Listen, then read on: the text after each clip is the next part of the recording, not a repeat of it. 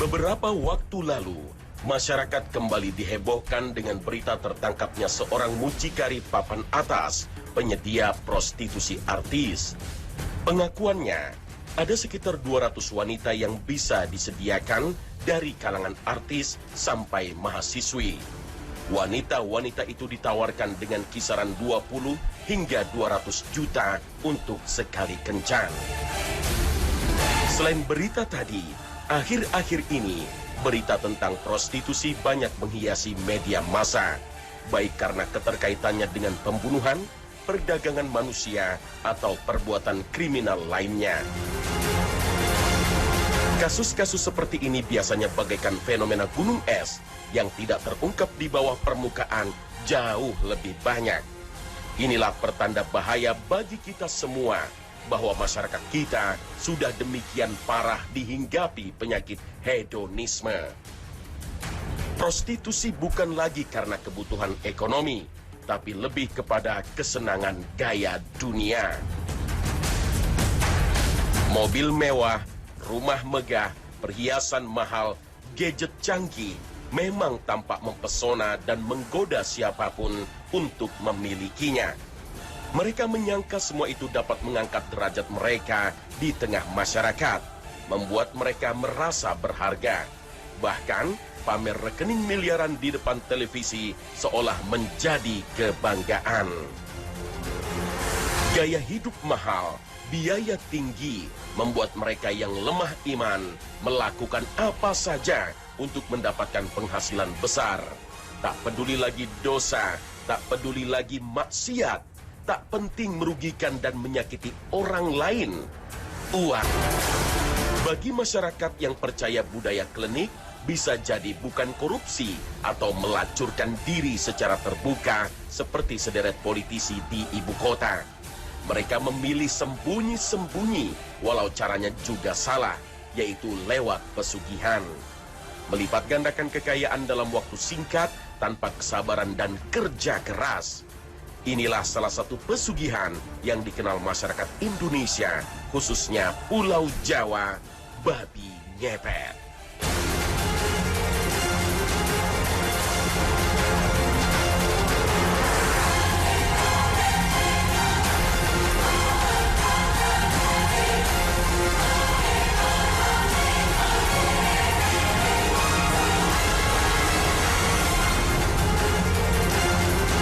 Assalamualaikum warahmatullahi wabarakatuh. Selamat pagi pemirsa Trans 7. Khazanah, Ensiklopedia Islam Dunia, pagi ini kembali hadir ke hadapan Anda untuk berbagi pengetahuan dan saling menasehati dalam kebajikan. Pesugihan berasal dari kata sugih yang artinya kaya. Pesugihan identik dengan cara-cara mendapatkan kekayaan dengan ritual klinik. Bahkan beberapa disertai tumbal.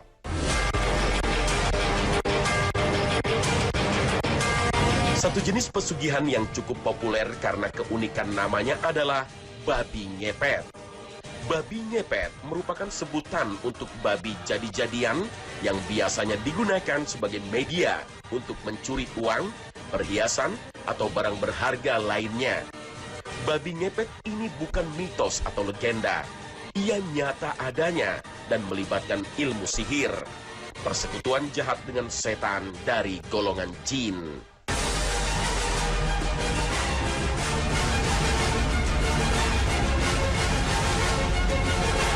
Menurut Islam, sihir memang nyata adanya, mulai dari yang mengelabui pandangan mata hingga yang membuat sakit dan membunuh orang lain. Tentang tukang sihir ini, Allah Ta'ala menyebutnya dalam surat Al-Falaq ayat 4. Allah memerintahkan kita untuk berlindung darinya. Ini menunjukkan pengaruh sihir itu ada dan nyata. Dan dari kejahatan wanita-wanita tukang sihir yang menghembus pada buhul-buhul. Al-Quran surah Al-Falaq ayat 4. Nyatanya, pengaruh sihir juga ditunjukkan oleh firman Allah dalam surat Al-Baqarah ayat 102. Ketika Allah bercerita tentang Harut dan Marut yang mengajarkan sihir kepada manusia. Maka mereka mempelajari dari kedua malaikat itu apa yang dengan sihir itu mereka dapat menceraikan antara seorang suami dari istrinya. Al-Quran Surah Al-Baqarah ayat 102. Pesugihan babi ngepet berawal konon dari kepercayaan bahwa ada sejenis siluman babi yang bisa mengabulkan permintaan akan harta. Beberapa daerah di Indonesia seperti daerah Yogyakarta, Gunung Kawi, dan beberapa daerah lainnya dikenal sebagai tempat untuk bertemu dengan siluman babi tersebut dan melakukan perjanjian terlebih dahulu sebelum bisa menjadi babi ngepet. Mereka yang berniat melakukan pesugihan babi ngepet akan mendatangi dukun dengan keahlian khusus untuk pesugihan ini. Setelah dilakukan kesepakatan dan disetujui tumbal yang diberikan, maka sang dukun biasanya akan melakukan pertapaan dan ritual. Tumbalnya biasanya adalah pengorbanan nyawa yang berasal dari orang yang mereka cintai. Bisa anak, orang tua, atau saudara di sekitar yang memiliki hubungan darah. Berikutnya, ketika akan melakukan praktek pesugihan, orang tersebut akan menyerahkan jiwa dan raganya pada setan. Ia akan ditransformasi sehingga bisa menampakkan dirinya seperti babi dalam pandangan orang lain dalam jangka waktu tertentu. Ilmu sihir yang merubah pandangan manusia terhadap sesuatu memang ada dan pernah dilakukan oleh para penyihir di zaman Fir'aun ketika berhadapan dengan Nabi Musa alaihissalam. Mereka menyihir tali dan tongkat yang dimilikinya sehingga tampak bagaikan ular yang merayap. Allah Ta'ala berfirman, berkata Musa, silakan kamu sekalian melemparkan. Maka tiba-tiba tali-tali dan tongkat-tongkat mereka terbayang kepada Musa seakan-akan ia merayap cepat lantaran sihir mereka. Al-Quran Surah Toha ayat 66. Konon, dalam ritualnya setelah berhasil melakukan transformasi, maka dilanjutkan dengan langkah aksi yang mesti dilakukan minimal oleh 2 orang. Si pelaku pertama harus mengenakan jubah hitam untuk menutupi tubuhnya. Dan secara ajaib, si pelaku lalu berubah menjadi babi. Inilah sosok siluman babi yang akan menjalankan aksinya. Umumnya dilakukan oleh kaum lelaki, meski terkadang ada juga perempuan yang nekat. Sementara orang kedua menyiapkan wadah berisi air yang di tengah-tengahnya diletakkan lilin yang menyala. Orang kedua ini harus menjaga lilin agar api tidak padam. Apabila api lilin sudah mulai goyang atau berubah warnanya, artinya orang yang menjadi babi berada dalam bahaya. Tugas si penjaga lilin adalah mematikan lilinnya agar si babi dapat berubah kembali menjadi manusia biasa. Dan konon, otomatis si pelaku juga akan hilang dan berada di tempat aman. Babi ngepet biasanya mengambil uang dengan cara menggesek-gesekkan tubuhnya di pintu lemari atau dinding rumah yang menjadi target buruan. Jika misinya sukses, sang pelaku akan melepas jubah hitamnya dan kembali lagi menjadi manusia. Sementara harta buruan yang diambil akan berada di dalam jubah hitam yang baru dilepasnya. Namun, kalau si penjaga lilin tidak selalu waspada dalam memperhatikan nyala api di lilin, bisa membahayakan pelaku pesugihan. Si babi akan mudah tertangkap oleh warga yang berjaga malam dan seringkali berujung pada kematian.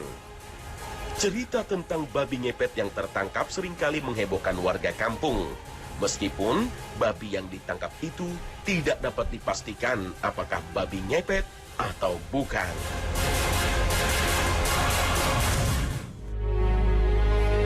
Meski sihir itu ada dan pengaruhnya nyata, tapi tidaklah mudah mengatakan dan menuduh seseorang sebagai pelaku babi ngepet. Apalagi sembarangan mengumbar tuduhan yang menyebabkan kerugian pada orang lain. Maka jelas hal ini tidak dibenarkan. Tentang babi ngepet yang pernah menghiasi pemberitaan media, meskipun tetap saja susah untuk membuktikan kebenarannya. Seperti yang terjadi di desa Delik Rejo, Semarang. Seekor babi hutan yang diduga sebagai babi jadi-jadian ditangkap warga. Penangkapan babi hutan yang kerap mendekati pemukiman warga ini berawal adanya laporan banyaknya warga yang kehilangan uang. Fenomena babi ngepet atau babi jadi-jadian tak hanya dialami warga Semarang saja. Warga kampung Palalangon, Desa Kertasari, Kecamatan Haurwangi, Cianjur, Jawa Barat juga digegerkan dengan penangkapan babi hutan yang tak biasa. Babi hutan yang berhasil ditangkap warga ini sangat berbeda dengan babi hutan pada umumnya. Babi ini dapat mengeluarkan air mata dan bisa menengok ke kanan dan ke kiri seperti layaknya manusia. Penangkapan babi hutan jadi-jadian ini berawal di saat warga melihat seekor babi hutan yang berkeliaran di kebun dan sering mendekati pemukiman warga. Dan seperti halnya di Semarang, warga desa Kertasari pun banyak mengalami kehilangan barang berharga mereka.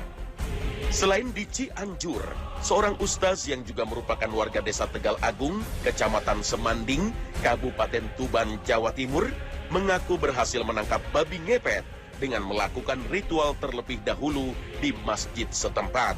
Setelah tertangkap, hewan jadi-jadian ini dimasukkan ke dalam botol kaca yang dibungkus kain dan bunga. Penangkapan babi ngepet ini berdasarkan laporan warga yang sering kehilangan uang mereka secara misterius. Penangkapan hewan jadi-jadian ini pun menyebar luas, menyebabkan warga berjubel untuk melihat babi mistis yang konon merupakan jelmaan manusia ini. Kisah lain pun terjadi di Desa Manis Kidul, Kecamatan Jalaksana, Cirebon, Jawa Barat. Penangkapan seekor babi betina yang dicurigai sebagai babi ngepet atau babi jadi-jadian oleh warga karena warga mencurigai babi ini memiliki ciri fisik yang berbeda pada babi hutan pada umumnya. Keanehan lain, babi ini terlihat jinak meski bersebelahan dengan seekor anjing. Geger babi siluman alias babi ngepet pun menggemparkan warga Kelurahan Muncung, Keronjo, Kabupaten Tangerang, Banten. Babi yang diduga jadi-jadian ini ditangkap di hajatan warga. Penangkapan babi yang beraroma mistis ini menyita perhatian mengalahkan pesta hajatan itu sendiri. Penangkapan babi ini sangatlah mengherankan warga setempat. Dan banyak warga setempat mengaitkan penangkapan babi jadi-jadian ini dengan aksi menguras harta dan kekayaan warga. Melihat praktek yang terjadi pada pesugihan babi ngepet, dapat kita katakan bahwa ia merupakan salah satu jenis sihir. Sihir memang sangat beragam bentuk dan jenisnya. Meski sudah ada peringatan dari Al-Quran, hadis, dan para ulama akan bahaya sihir, tapi tetap saja praktek sihir dan perdukunan tak pernah sepi peminat. Mulai dari rakyat jelata, artis, pengusaha, pejabat, dan politisi. Pesugihan seperti babi ngepet ini juga bisa menjerumuskan pelakunya dalam perbuatan syirik karena meyakini ada yang memiliki kekuatan atau dapat memberi manfaat dan mudarat selain Allah Ta'ala.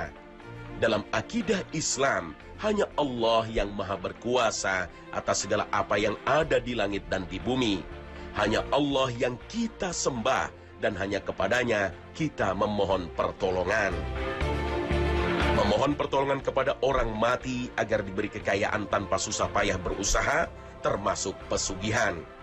Biasanya, dalam pesugihan tersebut tidak lepas dari praktek sihir, perdukunan, jimat, mantra, dan jampi-jampi.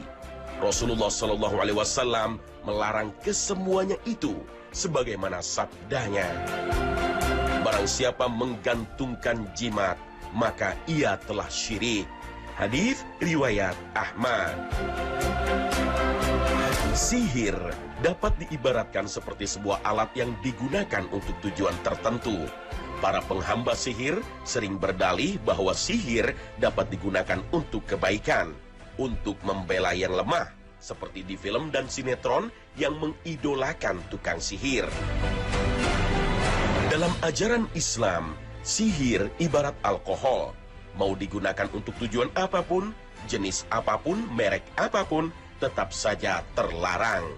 Bahkan ancaman terhadap orang yang berinteraksi dengan sihir dan perdukunan tidak main-main. Barang siapa yang mendatangi dukun dan membenarkan apa yang dikatakannya, maka ia telah kafir terhadap apa yang diturunkan kepada Muhammad sallallahu alaihi wasallam. Hadis riwayat Abu Daud. Berdasarkan hukumnya menurut syariat Islam, sihir dapat dikelompokkan menjadi dua. Yang pertama, sihir yang dilakukan dengan perantara setan jin.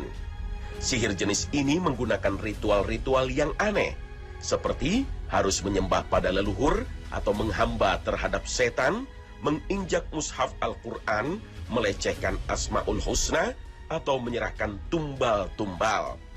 Pelaku sihir jenis ini terjerumus dalam perbuatan kekafiran yang dapat mengakibatkan syahadatnya menjadi batal. Dan pesugihan babi ngepet sepertinya termasuk dalam kategori sihir jenis ini. Yang kedua, sihir dengan menggunakan ramuan-ramuan tertentu yang tidak sampai berinteraksi dengan setan jin. Kalaupun ada interaksi, tapi tidak sampai melakukan perbuatan syirik dan kekafiran. Sihir jenis ini digolongkan dalam perbuatan fasik yang dapat menjerumuskan pelakunya dalam dosa besar. Tentu, dalam menjatuhkan vonis entah itu sesat, kafir ataupun murtad tidak dapat dilakukan secara gegabah. Harus dibuktikan secara meyakinkan praktek sihir yang dilakukannya. Serahkan pada hukum dan ulama. Jangan sampai masyarakat main hakim sendiri sebelum dibuktikan perbuatannya. Walaupun dalam pandangan ajaran Islam tindakan sihir adalah dosa besar dan perbuatan yang dilarang, apalagi jika digunakan untuk menyakiti dan mencelakai orang lain, para pelaku sihir semacam ini dapat dipidana. Bahkan, Khalifah Umar bin Khattab pernah menghukum mati penyihir yang meresahkan masyarakat. Untuk menjaga masyarakat dari bahaya perbuatan tersebut, sudah semestinya negara menghadirkan undang-undang yang melindungi warga masyarakat dari bahaya ilmu sihir. Ini juga mencegah agar tidak terjadi main hakim sendiri di tengah masyarakat.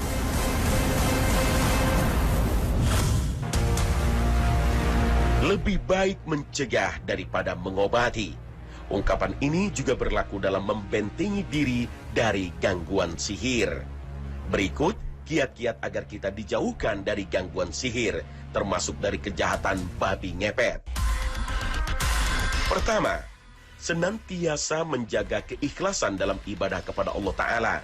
Baik itu ibadah ritual yang tata cara pelaksanaannya telah ditentukan, atau ibadah sosial yang menimbulkan efek baik bagi sekitar. Ikhlas adalah benteng kokoh yang akan melindungi setiap jiwa muslim dari gangguan setan. Apapun bentuknya, Allah Ta'ala berfirman. Iblis berkata, "Ya Tuhanku, oleh sebab Engkau telah memutuskan bahwa aku sesat, pasti aku akan menjadikan mereka memandang baik perbuatan maksiat di muka bumi, dan pasti aku akan menyesatkan mereka semuanya, kecuali hamba-hamba Engkau yang ikhlas di antara mereka." Allah berfirman, "Ini adalah jalan yang lurus, kewajiban akulah menjaganya. Sesungguhnya hamba-hambaku tidak ada kekuasaan bagimu terhadap mereka, kecuali orang-orang yang mengikuti kamu, yaitu orang-orang yang sesat." Al-Quran, Surah Al-Hijr, ayat 39 hingga 42. Kedua, memperbanyak wirid berupa doa dan zikir, serta mohon perlindungan kepada Allah Ta'ala, terutama pada waktu-waktu tertentu yang dianjurkan oleh Rasulullah SAW, seperti selesai sholat 5 waktu, setiap pagi, sore, dan menjelang tidur. Beberapa wirid yang berasal dari Al-Quran yang biasa dibaca oleh Rasulullah SAW dan memiliki khasiat yang luar biasa diantaranya adalah Al-Fatihah, Surat Al-Baqarah ayat 1-6, kemudian dilanjutkan dengan ayat 255, atau yang biasa kita kenal dengan ayat kursi. Membaca surat Al-Ikhlas, surat Al-Falaq, dan surat An-Nas pada setiap selesai sholat 5 waktu. Bacalah surat tersebut sebanyak 3 kali pada pagi hari sesudah sholat subuh dan menjelang malam sesudah sholat maghrib. Membaca dua ayat terakhir dari surat Al-Baqarah, yaitu ayat 285 hingga 286 pada permulaan malam, dapat juga menjadi proteksi dari gangguan sihir. Ketiga, selalu mawas diri, sadar diri, dan konsisten mengamalkan sunnah-sunnah Rasulullah, khususnya terkait dengan zikir dan doa. Hampir seluruh aktivitas seorang mukmin dilingkupi oleh zikir dan doa. Jika kita mampu konsisten menjaganya, insya Allah ini akan menutup celah setan dan para sekutunya untuk membahayakan kita. Keempat, tidak ada juga salahnya mengenali praktek-praktek yang biasa dilakukan para tukang sihir. Tentu saja, tujuannya agar kita tidak terjebak dalam praktek sihir yang dilakukan.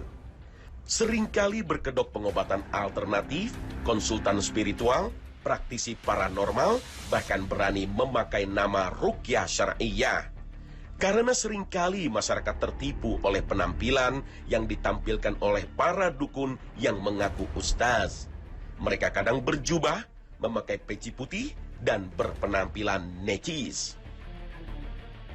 Pakaian, panggilan, tampilan, semua bisa menipu. Apalagi buat seorang tukang sihir, urusan tipu-tipu adalah lumrah. Dengan mengenal kebenaran, kita akan tahu kebatilan, sehingga dapat lebih jeli dalam membedakan mana yang penyihir dan mana yang bukan.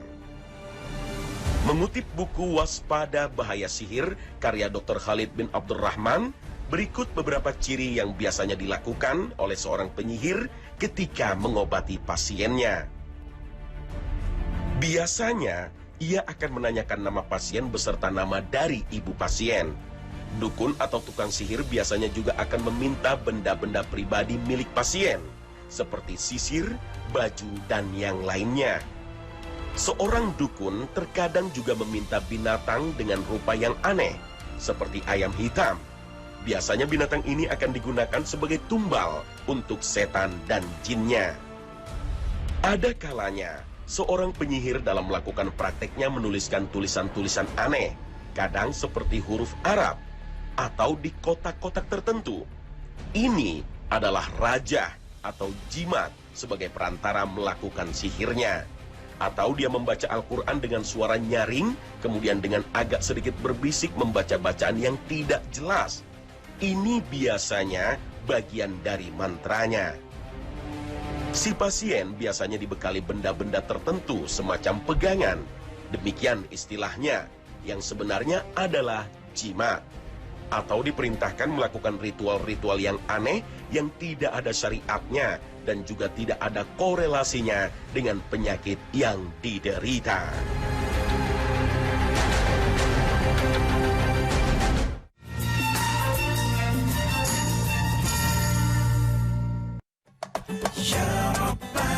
Pemirsa Khazanah, sejak memproklamirkan permusuhan kepada Nabi Adam dan keturunannya, Iblis selalu mencari berbagai cara untuk menyesatkan manusia.